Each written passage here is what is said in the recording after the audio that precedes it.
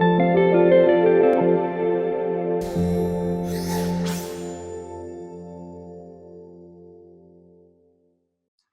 everyone, and first of all, congratulations for getting this far through the curriculum. You've completed courses 1, 2, and 3, and you've arrived at the end, course 4, Liquidity Theory.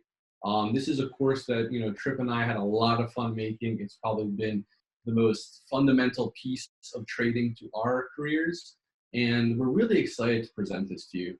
You've learned about the basics of technical analysis, risk management, and trade execution. And now we're taking a little bit of a deep dive under the hood. You have the basic frameworks for trading, but now it's about really crafting your edge and finding your system, right? We learned about that in the last course, and here's where you take it a step further. Here's where you come into your own, and you start to think about the market participant psychology aspect, right? Trading, I liken it to a video game. It's zero sum. For every buyer, there's a seller. For every winner, there's a loser, and you want to be on the winning side of things. So in order to do so, you should always follow the money. And the one thing that Tripp and I have kind of observed over the last several years is that price moves and why it moves. And it moves because of one thing, liquidity. So this school of thought, liquidity theory, isn't the first to be done. It's been done before, but in crypto, it's very specific. And I've observed over the years just how important it is to identify liquidity and notice how price miraculously tends to move towards those areas. So throughout this entire course, we're going to bring you through a multitude of different tools and ways of identifying liquidity, as well as some strategies that you can start to think about. How can I actually trade liquidity once I've identified it? Trip, feel free to expand on that now a little bit. Yeah, so I think the really important part of this is that, by this time, gone through course 1, 2, and 3, you've mastered the basics, right? We're looking at support and resistance, and we know that as our buyers and sellers. And then we start to look at market structure, and we've layered in tools that you can all use with this stuff, right? So you have your Fibonacci retracements. We could be trading a range. We understand what the mid-range is, the range low, the range high. You can use the ichimoku system that Zoran has given you a lot of information on. So you have this basis of technical analysis, and now we're layering on something called sentiment analysis, right? And to me, sentiment analysis is important because it's showing me why things are happening and why price is going to certain levels. So why is price going to a support or a DBS zone, right? And why is there a reaction there? Well, while we talk about liquidity, it's because, whether or not you believe in the narrative, whales, large institutional players, bigger entities in the market are pushing price around. And coming from traditional markets, looking at commodities, Forex, there are these forces in the market. And the narrative doesn't matter, but I know that price gravitates towards liquidity, right? And we'll be talking about SFPs, liquidity pools, and we're going to be using a tool, an incredible platform that I've started to use, and it's been invaluable to my trading, High Block Capital. And High Block Capital, along with these other things that we're going to be discussing, are the essence of sentiment analysis, right? So I want you to think of it as I'm a master of my technical analysis and the illustrations on my chart, but I'm getting to know what's going on under the hood now through the sentiment analysis. And when you combine those two things, you have a 1-2 punch that is going to give you a lot more of an edge on the rest of the market. And going back to what Zoran said, it's really driven by liquidity. Price goes to liquidity pools. And I've had an incredibly fun time coming up with the curriculum for this. I know Zoran has as well. We're very excited to share this with you guys because, I myself have had almost like an aha moment, and that aha moment has allowed me to pull up a chart, mark out my levels, but now have extra conviction and confidence in my trade setups because I know why I think price should go there and why this is happening. And what the underlying meaning is, it's liquidity, right? They need to engineer liquidity, and we want to try to get in position to ride on the backs of these larger players who are pushing price around, right? We're retail, we're fish, and they're whales. And liquidity theory is kind of that next step that's going to give you the mindset of really understanding the conversation of those buyers and sellers, because that's what it's all about. It's a conversation between buyers and sellers and who's in control.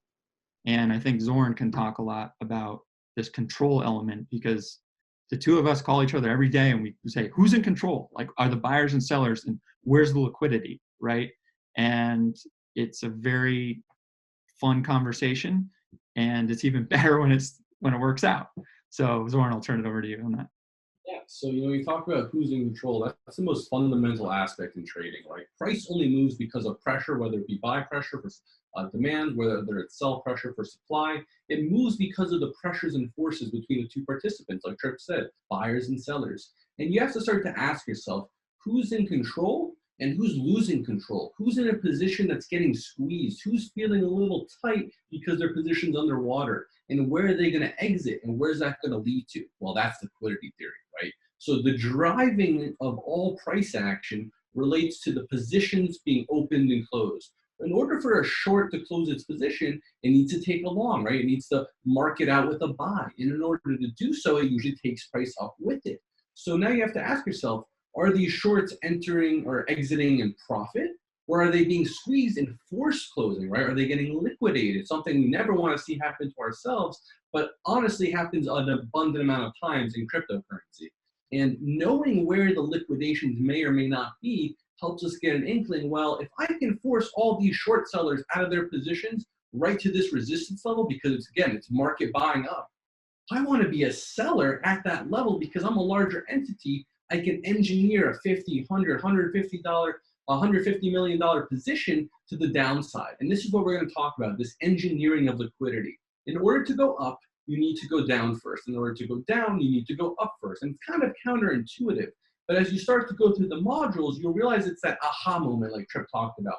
It gives you the conviction in your trade setups that, hey, there's a clear seller in the market. It can't pierce this level. I want to ride on their momentum and go down with them if price is going down, right? So the entire aspect of liquidity theory is thinking about the market psychology, identifying the levels of liquidity, and then seeing who's in control or who's going to be squeezed out of control. Because again, it's a game theory.